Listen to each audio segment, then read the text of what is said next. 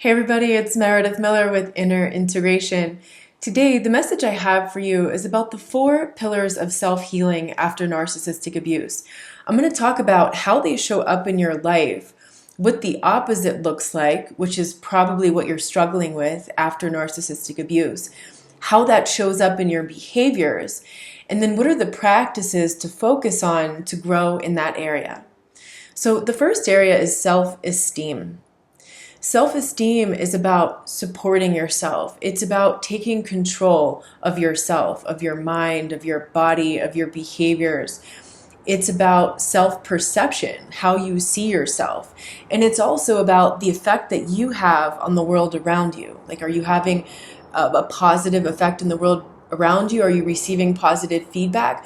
Or is it negative? Do you feel like you don't have effect on the world around you, or that you try to do things and it just doesn't go well? So the opposite of self-esteem is self-sabotage and self-destruction. So if you're doing things to sabotage your success, to sabotage your happiness, to sabotage opportunities that you have, it's like you just give up, right? Self-destruction is like when you're talking horribly to yourself, you're doing things that aren't good for you. Maybe you're abusing substances, or you're doing something else that's really unhealthy for you or for some aspect of your life. It could even be something like finances, like spending lots of money or something like that that's having a really negative effect on you. So the self-esteem will show up in behaviors, the lack of self-esteem will show up in behaviors where you just don't try. Like, it's that learned helplessness where you'd rather sit around and complain and sulk and have a pity party for yourself and just not try. You just don't want to try anymore, because every time that you tried in the past, like especially when you were with that narcissistic person, you know, you can just keep trying forever to fix things with that person, to have some kind of positive effect on that person, and it will never happen. And it actually has nothing to do with you. But unfortunately, you've taken it personally, so your self-esteem has plummeted, and then that makes you not want to keep trying in other areas of your life. It also shows up with giving up. You know, you just give up on yourself. You give up on your dreams. You give up on just bringing 100% of the best of you in every moment. And you're going to hear thoughts like, I can't do it. I can't do it. So the practice to rebuild your self-esteem is to get back in the game. You got to get up and get back in the game. You got to start trying again. So a helpful question is something like, what's one thing that I can take control of right now? I can take control of this right now. And start with something really simple. Like, maybe you're in the early stages of the PTSD crash where you can barely get out of bed, you can't take care of your hygiene. So what can you take care of right now is going to be baby steps. It's going to be getting yourself into the shower today. It's going to be brushing your teeth. It's going to be washing the pile of dishes that's piling up in your kitchen. Something little. And then as you progress through the healing stages, it's going to be bigger and bigger. You know, maybe taking control is now like, all right, I'm fed up with this job and this narcissistic boss, so I'm going to get my resume together. I'm going to start interviewing. I'm going to start applying for jobs, and I know I'm going to get a good job, versus totally opting out of that and just keep taking it from that boss or that work environment. So that's self-esteem. The second one is self-worth. Self-worth is about valuing, respecting, and knowing your worth. So it's you valuing yourself, you respecting yourself, and knowing who you are and what you're worth. The opposite of that will show up in shame and unworthiness. This is a huge thing that shows up after abuse, is this deep sense of shame and unworthiness. Like, I'm not good enough. That's what that sounds like. And this is going to show up in behaviors. The lack of self-worth will show up in behaviors like value compromising. Like, you know that you have this value, but you compromise that value in order to stay in connection with someone, because you'd rather have the connection with this toxic person who's actually hurting you than to risk being alone and maintaining your value.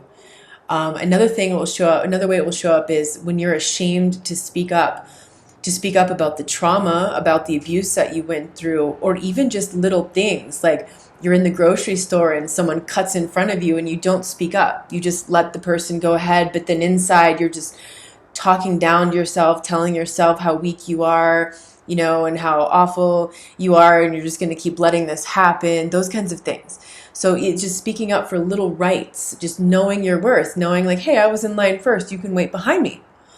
There's a line here, right? Like the people, those people, like they think that they're so special and important that they just pretend they don't see the lines, People do that driving too. It'll also show up hiding. Maybe you just hide away. Like you just don't put yourself out there. You hide away at home. You just don't want to get out there again. And also not meeting your basic self-care and hygiene. That's really where this shows up, the biggest place. People that I work with in coaching sessions will often tell me like, I just don't know why I can't even get up and brush my teeth today. I don't know why I can't even get in the shower. And I tell them that's about the shame. That's what it is. And usually that's a moment where that person just starts crying, because they know how true that is, and they know how deeply that sense of shame is affecting them at that point in their life. So what's the practice for rebuilding your self-worth is focusing on courage.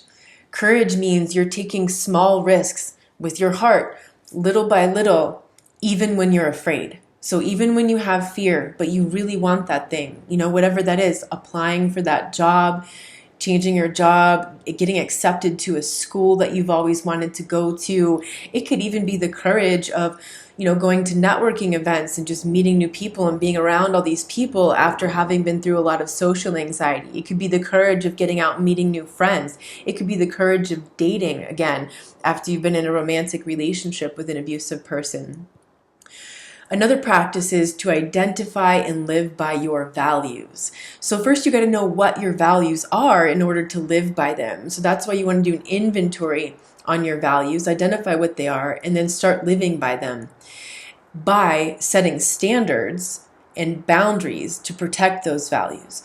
So, if you have a value about a certain thing, you need to have a protection system set up. As long as you have standards and boundaries set up for yourself, and you can count on yourself to set and enforce those boundaries that will protect your values, then it's going to be easier to have the courage to get back out there and to do this again. The third piece is self-trust. Self-trust is knowing, it's believing.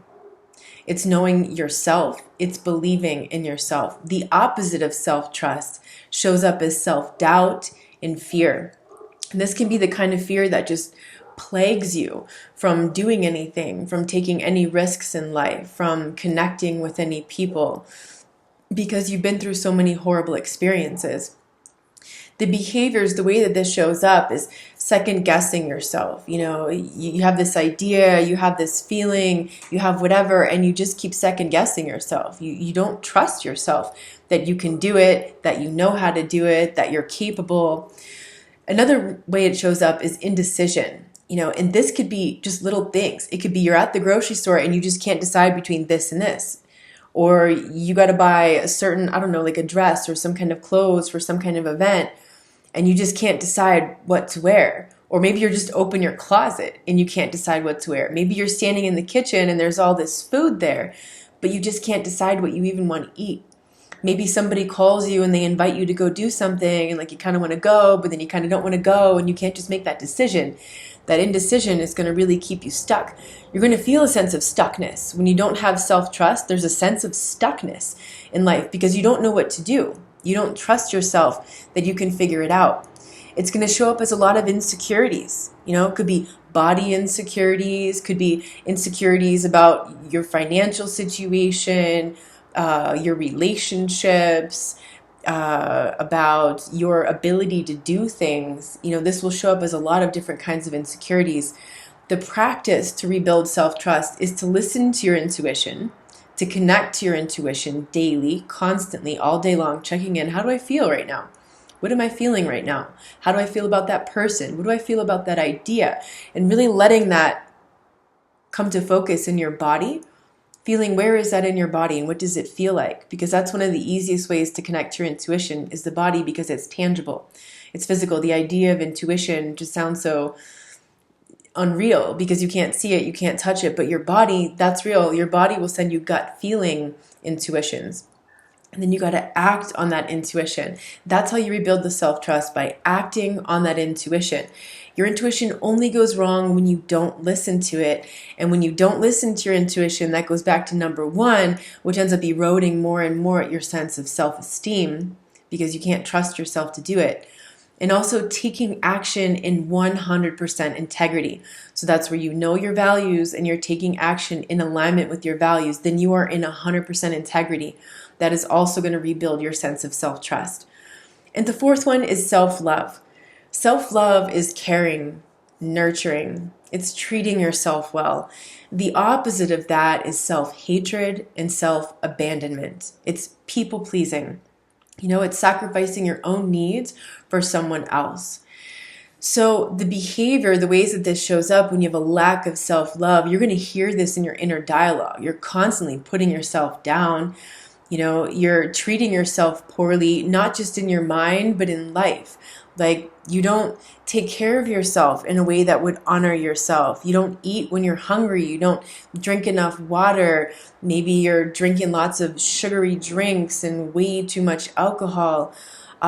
Maybe it's like little things, like you're tired and you need to go sleep, but instead you're pushing yourself to do something else, or you're compromising what you want to do for what somebody else wants to do when it really doesn't feel good to you. Like, sometimes we can make compromises like that because it's not a big deal. But when it is a big deal, when it's like you're compromising your integrity, you got to choose your integrity. It'll also show up in talking to yourself poorly, like you're abusing yourself, you're neglecting yourself, you're going to do something and it doesn't go well and you tell yourself, idiot, dumbass, you're ugly, you're old, you're whatever. You're never going to find this or that. Those sorts of talk, that's going to show as a lack of self-love. The practices to rebuild your self-love comes through self-care.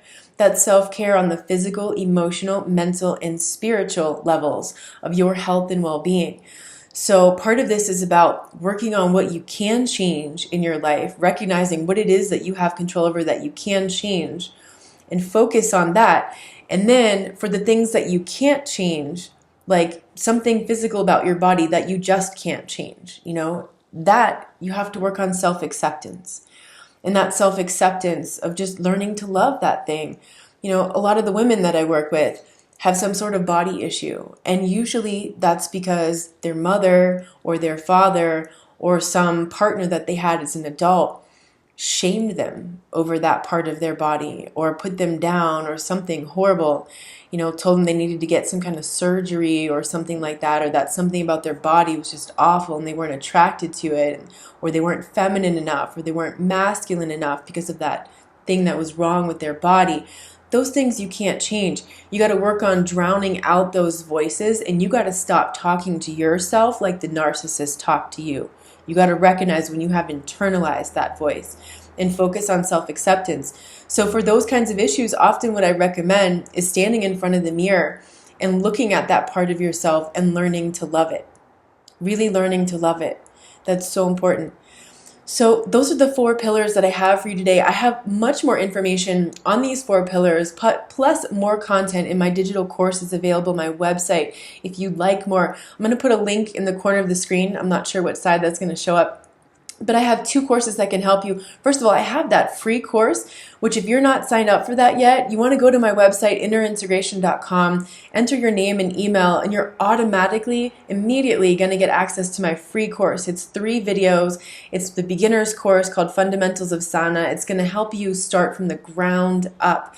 Then if you want more, look at my 12-week Sana series. That's the intermediate level. So that's stage 1, early stage 2 of the self-healing process. And that's 12 audio episodes. Each of those cover a particular area of recovery after you've been in an abusive relationship. It's packed full of information, research that I've done on different topics. Each episode has a meditation on that particular topic. You can stream it online, or you can download the MP3s to listen in iTunes or however you listen to music.